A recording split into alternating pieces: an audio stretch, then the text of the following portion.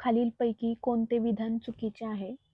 तर आपण बघूया. 1919चा गव्हर्नमेंट ऑफ इंडिया ऍक्ट हा मॉन्टेग्यू चेम्स्फोर्ड अहवालावर आधारित आहे. तर हे वाक्य बरोबर आहे, कारण ह्याला मॉन्टेग्यू चेम्स्फोर्ड सुधारणा कायदा म्हणूनही ओळखले जाते. यस, इथं तुम्ही बघू शकता. त्याच्यानंतर दुसरा पॉइंट आहे, 1935च्या गव्हर्नमेंट ऑफ इंडिया ऍक्ट अन्वये भारतीय विधानमंडळाऐवजी द्विगृही सभागृहामध्ये रूपांतर झाले. तर हे वाक्य चुकीचं आहे, कारण 1935च्या कायद्याने दुहेरी शासन पद्धती ही बंद केलेली आहे.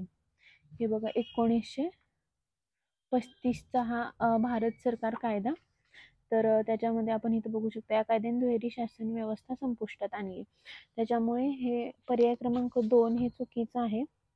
तरी पण आपण हे पुढचे 2 पर्याय वाचून बघूया. दुहेरी शासन पद्धती 1919च्या कायद्याने लागू करण्यात आली. हो, हे वाक्य बरोबर आहे.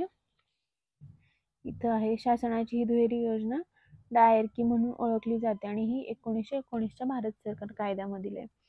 आणि त्याच्यानंतर चौथं वाक्य, राज्यघटनेचा जवळपास 75% भाग गव्हर्नमेंट ऑफ इंडिया ऍक्ट 1935चे पुनर्निर्मित रूप आहे असे म्हटले जाऊ शकते. तर हो, हे म्हणतात.